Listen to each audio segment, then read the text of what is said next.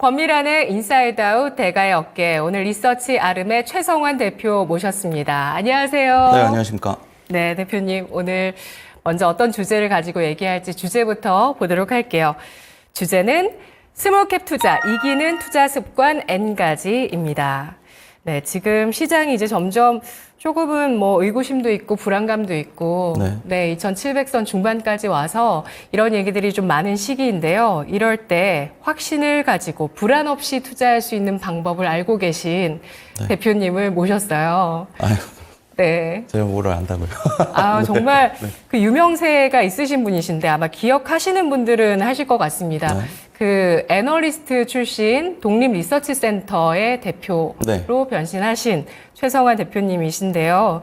그 애널리스트 시절에 쓰면 상한가라는 말을 줄여서 쓰상이라는 별명이 있으셨어요. 네. 예, 그때 당시에 스몰캡 투자의 지형을 이끌었다고 해도 과언이 아닐 정도로 굉장한 수익률을 보여줬었던 그런 스몰캡 분석을 보여주셨던 애널리스트셨는데 먼저 궁금한 건 거기서 상장 폐지 종목은 없었어요? 네, 없었습니다. 다행히. 네. 대단하신데요? 네, 저희가 근데 그 애널리스트 생활을 오래 하다 보면 본인들도 모르게 이제 뭐 회사가 갑자기 무슨 일이 생기거나 하는 일들이 많이 있거든요. 그리고 최근에는 이제 회계검사가 많이 깐깐해지고 그러다 보니까 어떻게 보면은 그 투자 의견 한정이 나오면서 갑자기 거래가 정지되는 그런 경우들도 간혹가다 있거든요. 저희 같은 경우에도 포인트 모바일이라는 회사를 저희가 리서치 아름에서 보고서를 한번 쓴 적이 있었는데 그 회사의 주가가 이제 보고서 쓰고 한 3달 정도 있다가 거래 정지가 갑자기 된 겁니다. 그래서 투자 의견 한정을 받았었거든요. 근데 다행히 이제 지난달에 거래가 재개가 돼서 다행이긴 하지만 저희들이 그런 것들을 미리 좀 보지 못했었던 것에 대해서 좀 많이 성찰을 하고 있습니다. 네. 이렇게 반성의 시간이 일부 있긴 했지만 애널리스트 시작하신 건 언제였죠? 저희가 2007년도에 회사에 입사해가지고요. 유화증권에서 10년간 애널리스트 생활을 했습니다. 그때 이제 통신하고 휴대폰 부품 쪽을 담당을 했었고요. 그때 이제 아이폰이 시장에 나오고 뭐 갤럭시 같은 이런 스마트폰이 막 시작하는 그런 시점이었기 때문에 어떻게 보면은 상당한 그런 성장 시장에서 제가 섹터를 맡고 있었기 때문에 그런 좋은 수익률을 거둘 수 있었지 않을까 이렇게 생각하고 있습니다. 2007년부터 지금까지 오직 한 길 스몰캡 분석을 해오셨고 이 가운데서 단 한 종목의 상장 폐지도 없었던 분석을 보여준 대표님이시고요. 고수익도 엄청나게 나왔었던 종목들이 있었습니다. 스몰캡이 유독 잘 가는 장세의 특징이 있을까요? 유독 잘 간다기보다는 일단은 스몰캡 섹터 자체가 어떻게 보면은 대형주보다는 뭐 성장 잠재력이 큰 시장이기 때문에 그런 부분에서 이제 한국 시장은 워낙에 또 개인 투자자들 비중이 높다 보니까 이런 스몰캡에 대한 관심도들도 많이 높은 것 같고요. 어떻게 보면은 삼성전자가 2배가 오르는 거를 기대하기가 좀 어렵지만 작은 종목들은 뭐 금방이라도 2배가 날 수 있다는 그런 생각들을 많이 가지고 투자에 임하시기 때문에 그런 부분들이 어떻게 보면은 스몰캡 시장을 많이 이끌고 있는 그런 심리적인 요인이 있다고 말씀드릴 수가 있겠고요. 뭐 그런 장세가 이제 꾸준하게 이어지다 보니까 아무래도 뭐 대형주보다는 스몰캡 부분에서 수익률이 좀 더 높게 나오는 모습을 보이는 것 같습니다. 그리고 또 대형주 관련돼서도 최근에 이제 바이오 시장이 엄청나게 이제 2007년도, 8년도 너무 이제 한번 좋았었던 시기가 있었고 그 이후에는 이제 2차 전지 같은 기업들이 이 시장을 또 이끄는 그런 그 시기가 있었잖아요. 그렇게 이제 어떤 큰 테마군들이 급등하는 모습들을 보여주면서 최근에는 대형주에 대한 그런 쏠림 현상들도 많이 나타나고 있는 그런 시장이다라고 생각하고 있습니다. 네, 최근에 대형주 쏠림도 있지만 그 안에서 우리 주식시장 안에서 특별한 악재만 없다면 언제나 스몰캡은 잘 움직이는 여건들이 있었다. 개인 투자자들의 어떤 참여도라든지 이런 것들로 인해서 그렇게 형성이 됐다. 그리고 또 개인 투자자 하면은 그 위에는 슈퍼개미가 있잖아요. 그런 분들도 결국에는 좀 큰 수익이 터지는 것은 스몰캡 쪽이 아닌가요? 그러니까 스몰캡이 보면은 이제 저평가된 그런 종목들을 미리 좀 발굴을 해서 오랜 기간 동안 그 투자를 하는 그런 방식으로 스몰캡 시장이 많이 좋았었던 거거든요. 네. 그런데 이제 최근에 투자자분들이 투자하는 것들을 보면 너무 이제 단기 위주의 매매들을 많이 하다 보니까 이런 부분에서 큰 수익을 거두지 못하는 그런 모습들을 많이 보여주는 것 같습니다. 그래서 뭐 말씀하신 그런 큰 자산가 분들은 아무래도 여유가 있다 보니까 저평가된 종목을 오랫동안 이제 기다릴 수 있으셨던 것 같거든요. 그러면서 뭐 높은 수익을 거두시지 않았나 이렇게 생각하고 있습니다. 네. 예전에 쓰신 책에도 항상 그 조급함이 네. 결국에는 일을 그르치고 부로 갈 수 없는 그 걸림돌이 된다라는 말씀 많이 하셨는데요. 개인 투자자에게 그 유리한 점인 시간을 잘 활용하는 전략이 중요하겠다라는 점도 다시 한번 생각을 해보게 되네요. 리서치 아름 하면 저희가 아름아름 스몰캡 네. 예, 이 코너를 또 담당해 주셨던 그 업체고요. 네. 그리고 제대로 증명하면 절대로 틀리지 않는다. 네, 예. 저희가 이제 보고서를 쓰면서 항상 그 말을 명심하면서 보고서를 네. 작성하고 있습니다. 이게 명제가 되어서 네. 기업 분석을 하는 회사인데요. 리서치 아름 스몰캡 종목들 최근 수익률 어떤가요? 뭐 저희가 쓴 보고서 종목들은 뭐 나름 이제 잘 가고 있는 상황이고요. 네. 근데 지금 그 말씀드린 것처럼 저희가 단기의 수익을 이렇게 생각해가지고 보고서를 작성하는 것들이 아니기 때문에 어떻게 보면은 뭐 오랜 그 뭐 최소한 이제 3개월 이상의 그런 기간들을 예상하고 저희들이 보고서를 작성하고 있어서요. 뭐 단기 수익률이 그렇게 많이 나왔었던 것에 초점을 맞추기보다는 수익률이 별로 마음에 안 드시는군요. 아, 네. 아, 그래도 뭐 저희가 이제 네. 아프리카 TV라든지 네, 뭐 그런 화면으로 한번 종목들은 볼게요. 네. 아프리카 TV가 사명이 바뀌어서 네, 숲이라고 숲으로 네, 바뀌었어요. 바뀌었죠. 네. 네. 그래서 그런 종목들이 이제 연초에 보고서를 썼었던 것들이 수익률이 뭐 40%에서 20% 정도 이렇게 수익률을 거두고 있어가지고 네. 나름의 뭐 선방은 하고 있다라고 생각하고 있습니다. 그러면 스몰캡 투자는 한 몇 년 정도를 기다리면 적절한가요? 그러니까 그게 이제 소외주를 기다릴 수 있는 그런 체력이 있느냐 투자자분들한테 그런 그 뭐 요점인 것 같거든요. 네. 재평가되는데 시간이 많이 필요한 것들도 있고 뭐 어떤 종목들은 시장에 바로 알려져서 이제 재평가가 진행이 되는 그런 부분들이 있는데 저희들은 그런 그 기다리는 시간들을 많이 좀 단축시키기 위해서 보고서를 작성을 하는 것이고 그런 부분들이 이제 개인 투자자들이 공감을 하게 된다면 분명히 좀 빠른 시일 안에 이런 재평가되는 시점이 도래하지 않을까 이렇게 보고 있습니다. 네, 그렇습니다.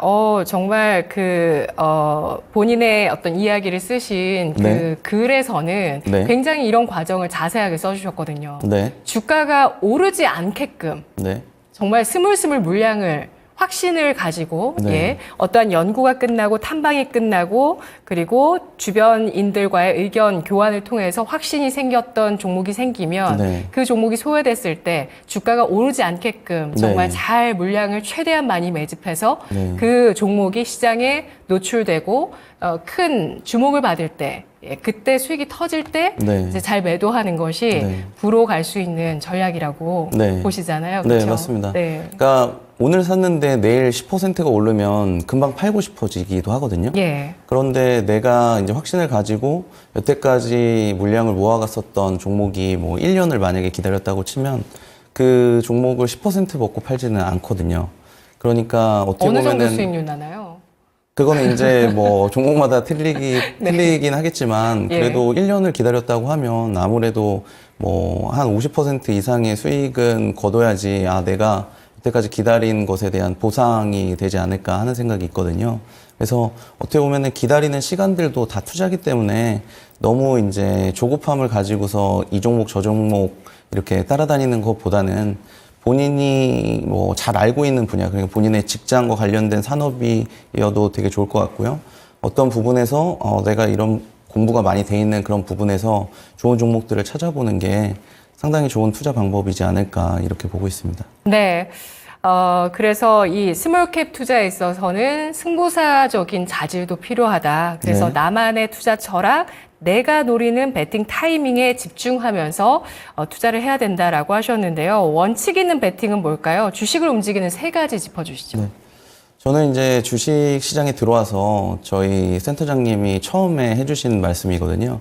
이 주식 시장에는 뭐 이 세 가지 가지고서 설명이 안 되는 그런 움직임은 없다. 일단 첫 번째는 우리가 펀더멘탈이라고 할 수 있는 실적을 말씀드릴 수가 있겠고요. 네. 그리고 재료라고 하는 모멘텀, 그리고 시장의 수급, 이렇게 세 가지로 저희들은 제가 이제 이야기를 들었고, 정말로 이 세 가지를 빼고는 뭐 다른 어떤 주가의 움직임을 설명할 수 있는 방법이 없을 것 같다라는 말씀을 드리겠고요. 그리고 이런 세 가지 움직임을 보이는 그런 원칙을 가지고서 이런 그 요소들을 가지고서 본인만의 그런 투자 철학, 투자 원칙을 그렇게 세우고서 투자에 임하는 것이 가장 중요하다, 이렇게 말씀드릴 수가 있겠습니다. 저 같은 경우에는 싼 종목인데 모멘텀을 가지고 있는 회사를 중점적으로 보고 있거든요. 네. 근데 그런 회사들을 이제 발굴을 해서 어떻게 보면은 좀 시간이 걸리긴 하겠지만 거의 다 소외주들이 이렇게 저평가되어 있는 경우들이 많이 있거든요. 예. 그러면 이제 어느 순간이 지났을 때 수급들은 자연스럽게 따라오기 때문에 그런 부분들은 이제 수급적인 측면은 조금 뒤에서 봐도 될 것 같고요. 그렇지만 최근에 이제 투자자분들은 너무 이제 그 실적이라든지 그런 것들은 파악하지 않고 거래량들을 보고서 이렇게 매매를 하다 보니까 그런 점들이 조금 아쉬운 그런 상황입니다. 네. 최성환 대표님의 비결은 이 세 가지 주가를 움직이는 요소들 가운데서도 특히 모멘텀에 있었습니다. 모멘텀이 있는데 주가가 싸게 거래되어 있는 소외주, 네. 소외주라고 하셨는데요.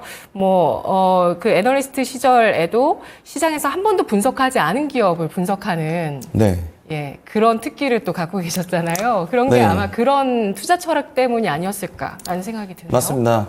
제가 이제 그 스몰캡 종목을 찾는 거를 맛집이랑 많이 비유를 하거든요. 네. 그런데 이제 요즘에는 유튜브가 많이 발달이 돼서 뭐 어떤 연예인이 왔다 갔다고 하면은 되게 이제 그 가게가 호황이 되잖아요. 그렇지만 이제 저 같은 경우에는 그렇게 시장에서 잘 알려지지 않은 그런 뭐 맛집을 많이 찾는 편이거든요. 그래서 뭐 여의도에도 사람들이 모르지만 되게 괜찮은 가게들이 있는데, 그런데 사람들을 데리고 갔었을 때 이거 맛있는데 왜 이게 소문이 안 났지? 이게 어떻게 이런 데가 있는지 나도 몰랐다. 여의도에서 10년 동안 근무를 했는데. 네. 뭐 그런 이야기들을 많이 듣거든요.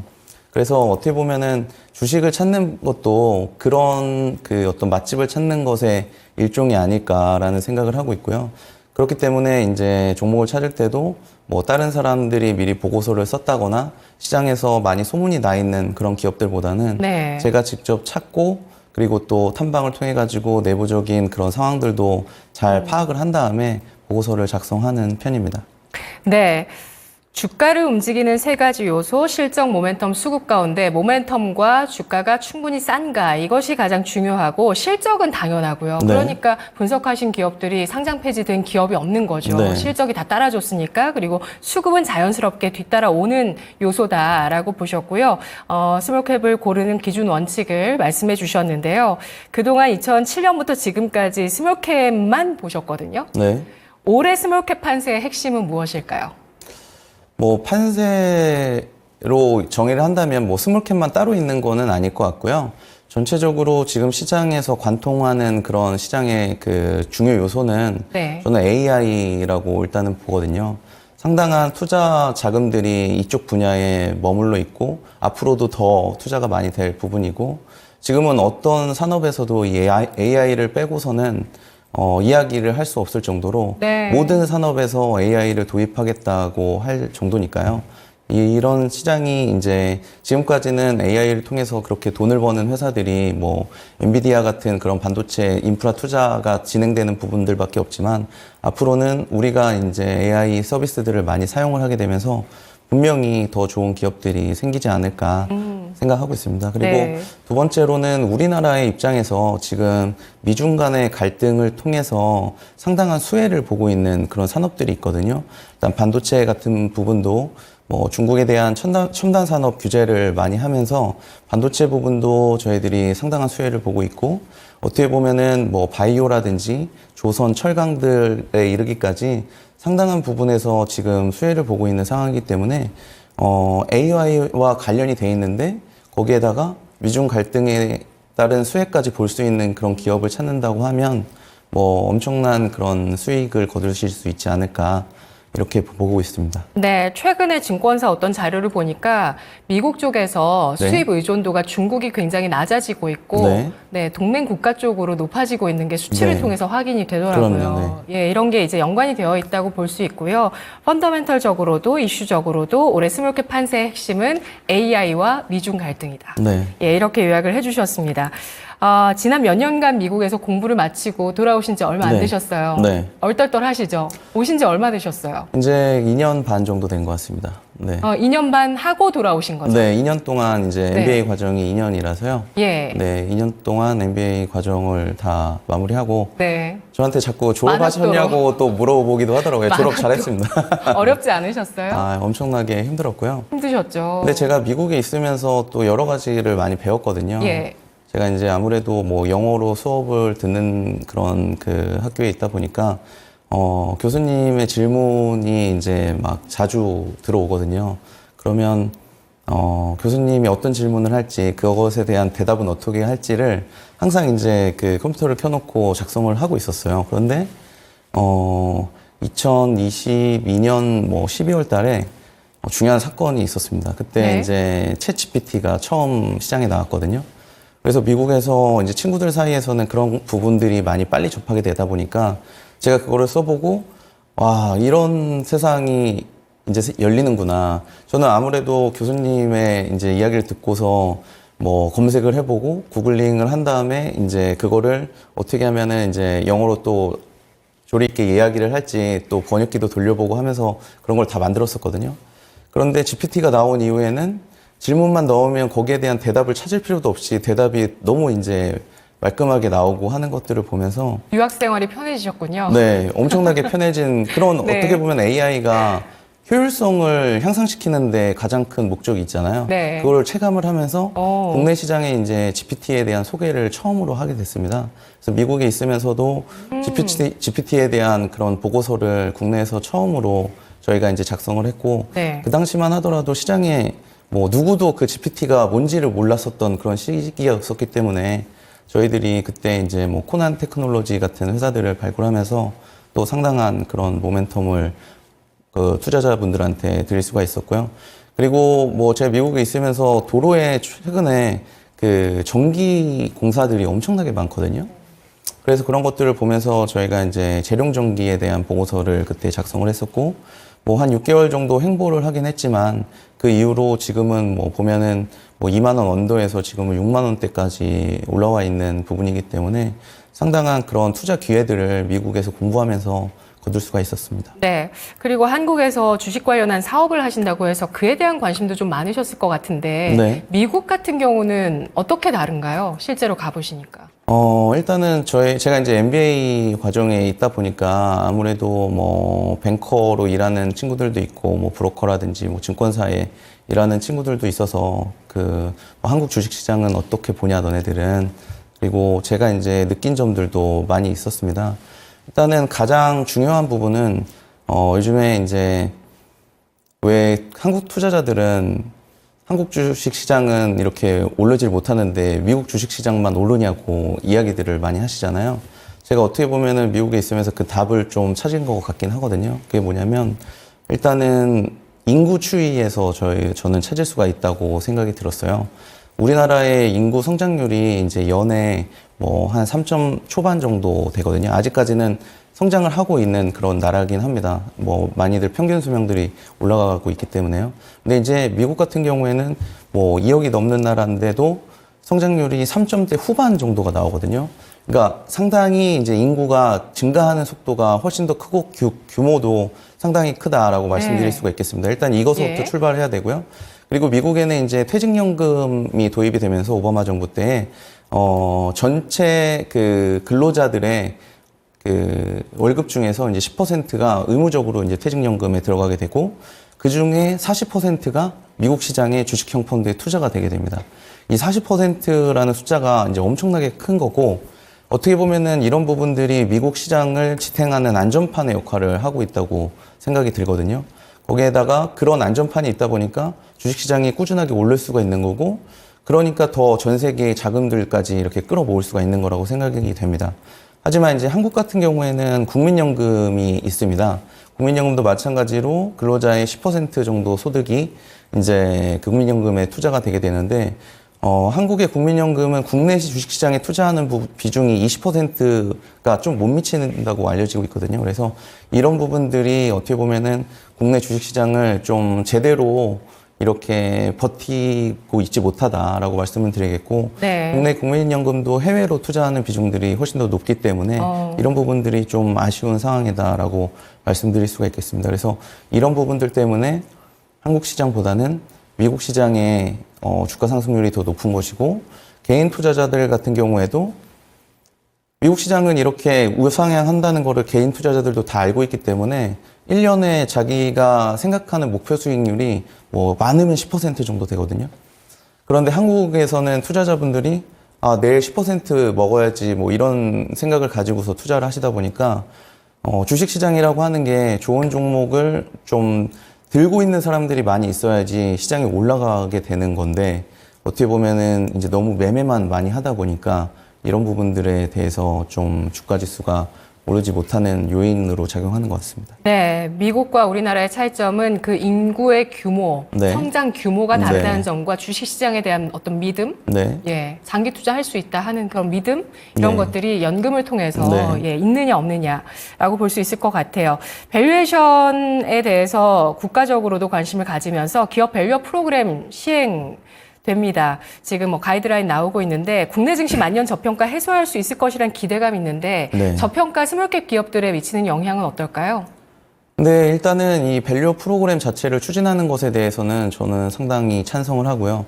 그리고 또 뭐 어제 이제 윤 정부에서 그 저출산 관련된 대응팀을 만들겠다라는 이야기도 나온 것처럼, 어떻게 보면은 인구라고 하는 거는 이 그 경제를 떠받치는 어떤 그런 완전한 필수 요소이기 때문에 네. 이런 부분에서 대응을 잘 하고 있는 거라고 생각을 하고요. 이런 정책들이 이제 밸류 프로그램 같은 경우도 뭐 상법 개정 같은 그런 뭐 배당 소득을 분리과세로 할 수 있게끔 하는 그런 정책들까지 이어지게 된다면 훨씬 더 좋은 성과를 거둘 수 있을 것으로 그렇게 생각하고 있습니다. 네. 또 국내 증시 안에 좋은 실적에 소외되어 있는 스몰캡들이 많은데 네. 예, 이런 것들도 조금씩 노출될 수 있는 환경이 네. 될 수 있다고 보시는 건가요? 그렇습니다. 최근 저희가 그래서 뭐 현우산업이라든지 뭐 백금 TNA 같은 회사들을 보고서도 쓰고 했었는데요. 이런 회사들이 시가총액은 뭐 500억, 600억 하는 회사지만 상당한 이제 저평가 수준을 보여주고 있거든요. 뭐 백금 TNA 같은 경우에는 PBR이 0.1이고요. 올해 실적 기준으로 해서 PER이 2.9배 수준에 불과하기 때문에 어떻게 보면 이런 소외된 저평가주들이 한 번 더 레벨업 할 수, 한 번 이제 그 시장의 두각을 나타낼 수 있는 그런 정책의 하나가 밸류업 프로그램이지 않을까 이렇게 보고 있습니다. 네, 상반기 우리 증시 안에 유망 테마를 정리를 해주셨는데요. 지금 화면으로 한번 볼게요. 이들이 하반기에도 계속 좋을까요? 저는 올 하반기가 시장이 뭐 하반기 초에는 여름 랠리가 서머 랠리가 있을 것으로 생각을 하고 있는데요. 그 부분이 이제 일단은 뭐 금리 인하가 미국에서 진행이 될 수 있을 것으로 예상을 하고 있고, 그래서 아무래도 이제 유동성 장세가 진행이 되면서 뭐 AI 같은 이런 투자가 많이 필요한 부분에 이제 주가 상승을 일으키는 그런 요인으로 작용할 수 있을 것 같습니다. 그래서 이 AI가 전체적인 시장을 좀 이끌고 있다라고 볼 수가 있겠고, 특히 뭐 반도체를 필두로 해서 뭐 데이터 센터, 그리고 또 그것과 나오는 뭐 발열 문제 때문에 액침 냉각 부분이 또 테마로 상당한 두각을 받았었고, 최근에 이제 전력까지 상당히 이제 그런 부분에서 뭐 그 테마들이 좀 많이 확산이 되고 있는 상황으로 생각하고 있습니다. 네, 그 확산을 좀 더 하반기엔 지켜보도록 하고요. 마지막 질문입니다. 한 기업을 정말 제대로 알기 위해서 뭘 네. 알아야 되는가?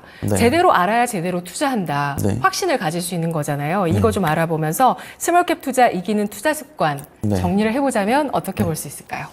일단은 투자를 이제 그 매수를 하기 전에 본인이 잘 아는 분야에 투자하시는 거를 저는 권해드리고요. 그리고 그 투자를 하실 때 어떤 한 사람들의 말만 듣고서 투자를 하시기보다는 본인이 정말로 공부를 하시고 여러 방면의 이야기들도 많이 듣고서 의견을 종합해보는 작업들이 필요하다라고 볼 수가 있겠습니다. 그리고 요즘에는 개인 투자자들이 뭐 많이 똑똑해지시기도 하셨고 정보의 채널들도 취득하는 정보의 채널들도 많아졌기 때문에 뭐 여러 정보들을 얻으실 수 있을 것 같고 또 직접 회사에 전화를 해보시는 분들도 많이 계시더라고요. 그리고 요즘에는 연락도 많이들 이제 그 받아주시고 회사에서도 받아주시고 하시니까 이런 부분들을 통해서 네. 본인의 어떤 그런 믿음을 가질 수 있을 만한 그런 정보들이 된다면 뭐 충분히 오래 기다리실 수도 있을 거고 그런 어떤 투자들이 하나씩 성공을 하게 되면 분명히 큰 성공으로 이어질 수 있을 것으로 그렇게 생각합니다. 네, 진심으로 스몰캡에 대해서 연구하는 리서치 아름에서 네. 더 많이 그런 부분들 종합해서 많이 알려주세요. 네, 알겠습니다. 네, 대표님 다음 주에 또 뵐게요. 네, 알겠습니다. 고맙습니다. 네, 감사합니다.